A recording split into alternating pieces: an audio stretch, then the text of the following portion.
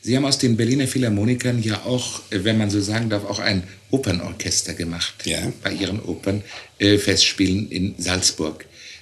War der Grund unter anderem, lag der darin, dass Sie nur mit einem solchen Instrument, wie Sie es charakterisiert haben, den großen Schwierigkeiten, die sich bei der Verwirklichung einer Oper stellen, die ja noch viel größer sind als bei der Aufführung eines anderen Werks, dass Sie nur dann sich annähern dem, was Sie erreichen können. Und dass der Opernbetrieb, so wie er ist, Ihnen das eigentlich unmöglich macht. Ja, es war natürlich der Reiz, etwas mit einem Orchester zu spielen, das sie nie gespielt haben. Das sie aber natürlich einfach Kraft ihrer Auslegung, Kraft ihrer Person, zum Beispiel gerade, und das war ja das Hauptwerk während langer Zeit, das Werk von Wagner, dazu ja prädestiniert sind mit diesem massiven Klang, mit der schillernden Möglichkeit aller Übergänge. Das ist alles, was dieses Orchester auszeichnet, ist ja gerade für diese Musik geeignet gewesen.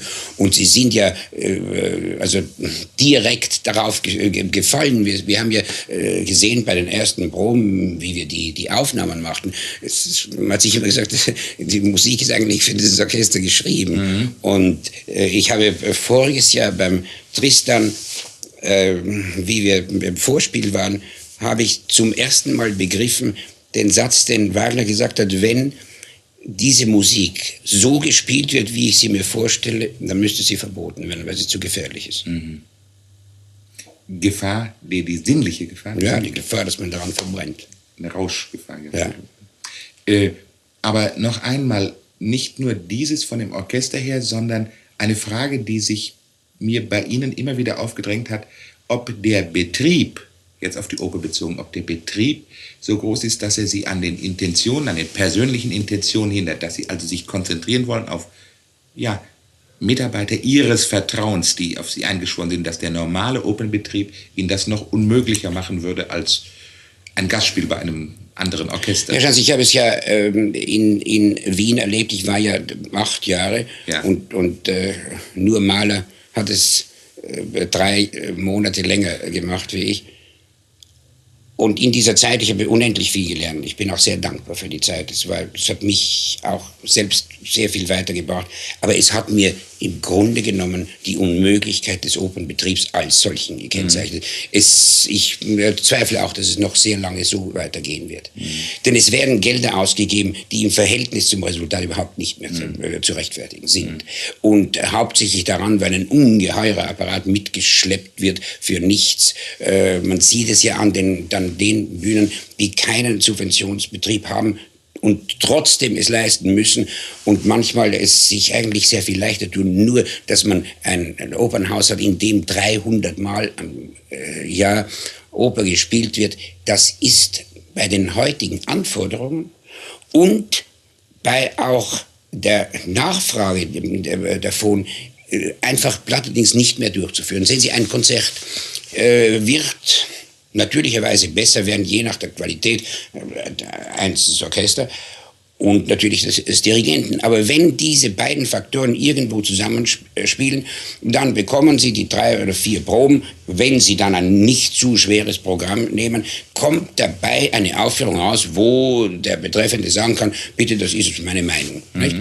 Das ist in einer normalen Repertoireoper, wo möglichst noch am Nachmittag der Sänger aus Südamerika ankommt und ohne Probe sich da hineinstellt, überhaupt nicht mehr durchzuführen. Es gibt natürlich probierte Aufführungen, aber wenn Sie es im großen Mittel nehmen, war das so in Wien, dass man durchschnittlich, sagen wir, 20 oder 30 Vorstellungen pro Jahr wirklich wunderbar gehabt hat.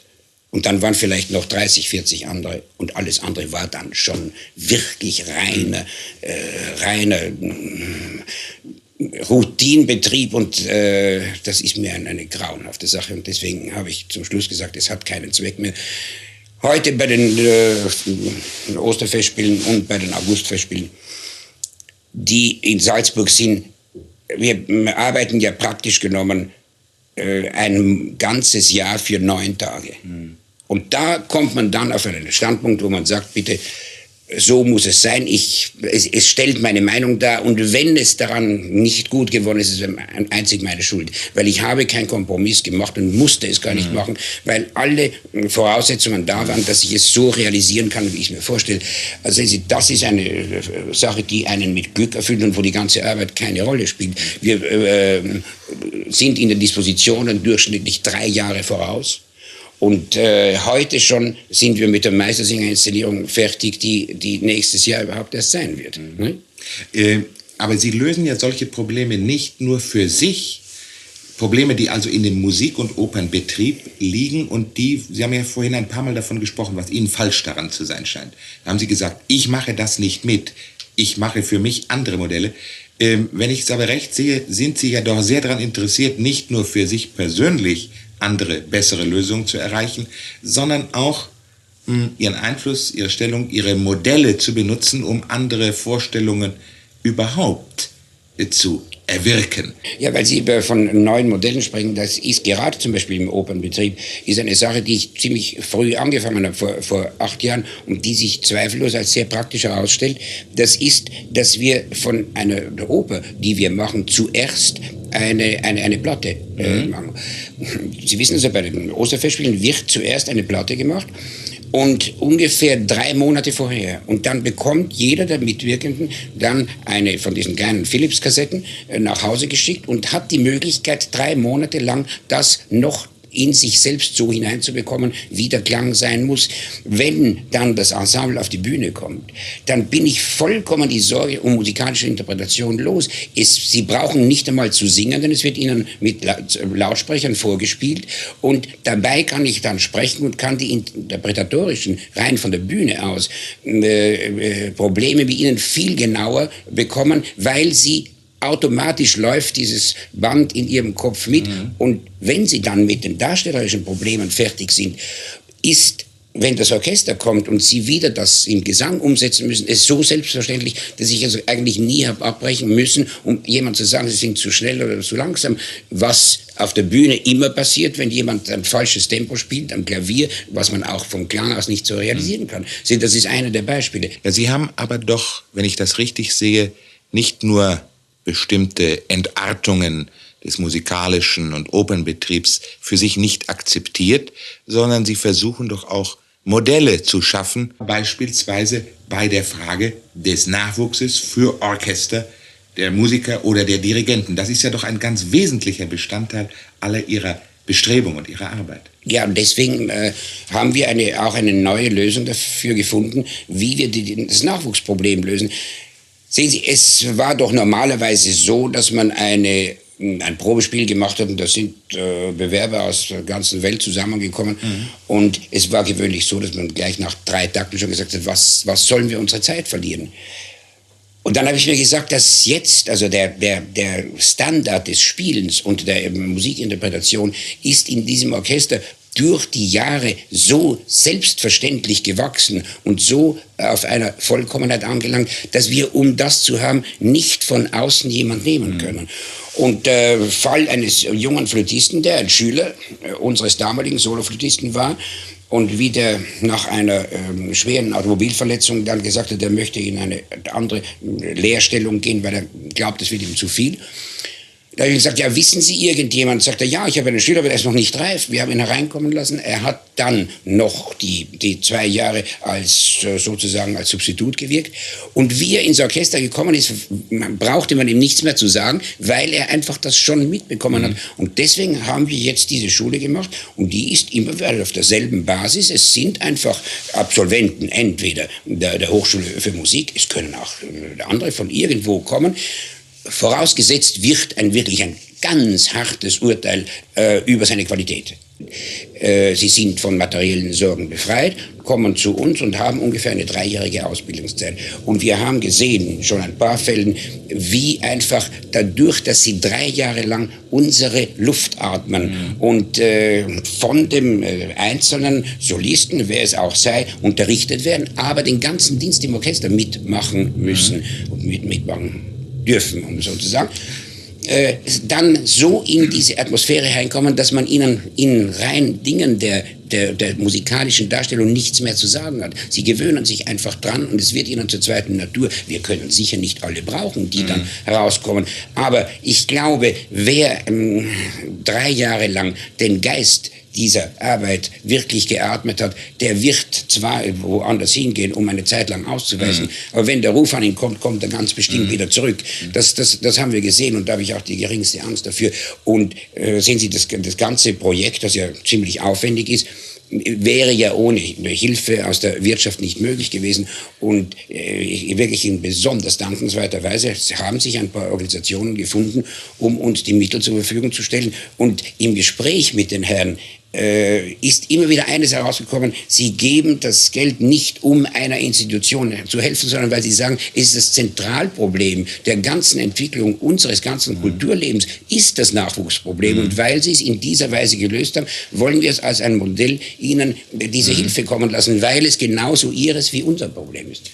Wenn nun, sagen wir, ein junger Dirigent zu Ihnen kommt, was würden Sie ihm denn als Rat überhaupt mitgeben, als prinzipiellen Rat?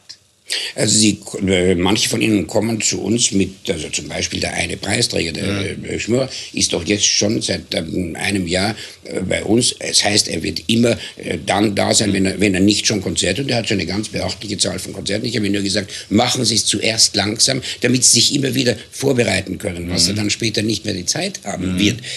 Aber ihm zu raten, ich würde sagen, also, wenn er zuhört, wie probiert wird, das kann er ja wirklich hier lernen. Nachher wird jeder für sich selbst fliegen müssen, nur man kann ihm zumindest die Anleitung geben, wie er es technisch umsetzen kann. Und ich brauche es eigentlich gar nicht so von der persönlich, also ihm zu zeigen, sondern er sieht es ja in den Proben. Denn eine Probe ist ja letzten Endes da, um Dinge festzustellen, die nun einmal sein müssen. Das ist gleichgültig, ob sie es so oder so machen. Es wird immer dasselbe Vorgang sein. Wenn er die interpretatorische Seite, das muss er mit sich selbst abmachen. Aber ich muss ja sagen, wir haben ja wirklich eine ganz große Zahl jetzt schon von jungen Talenten dabei herausgebracht. Würde es so etwas geben können bei so jungen Talenten, jungen Dirigenten, die nun stark unter dem Einfluss ihrer Persönlichkeit stehen? Würde dann es möglich sein, dass sie in einer solchen Form ihre Schüler werden, dass sie also es nie loswerden, dass sie immer, ja, darf ich einmal so sagen, immer kleine Karajane sind? Würde so etwas möglich sein? Ja, aber ich glaube, wo das eine gewisse Gefahr ist, bestimmt. Nur wenn es sich wirklich um starke Persönlichkeiten handelt, die sind dann trotzdem, was man ihnen gesagt hat, sie werden sie selbst werden. Schauen Sie, bei dem letzten Jugendtreffen war ein junger russischer Dirigent da, der mit mir nie eine Verbindung gehabt hat. Er hat mich einmal in Moskau gehört, aber er war in sich selbst so profiliert. Ich muss sagen, das ist wahrscheinlich die stärkste Begabung, die ich überhaupt jemals gesehen habe. Und es würde mich faszinieren, mit ihm zu arbeiten, weil er einfach etwas so explosiv in seinem Wesen hat, dass gesagt, Sie werden sehen, das wird keine 3 Jahre dauern. Der Mann hat bis vor einem Jahr in einem so einem Volksorchester eine Art Ziehharmonika gespielt. Und hat sich in einem Jahr zu dem entwickelt, was wir alle gesehen haben. Sie können sich daran erinnern. Ja. Das ist einfach umwerfend und das wird also sicher einer der ganz großen Dirigenten werden. Ich glaube, der würde so bleiben. Man kann ihm wertvolle Hinweise geben, aber seine Person können Sie nicht ändern.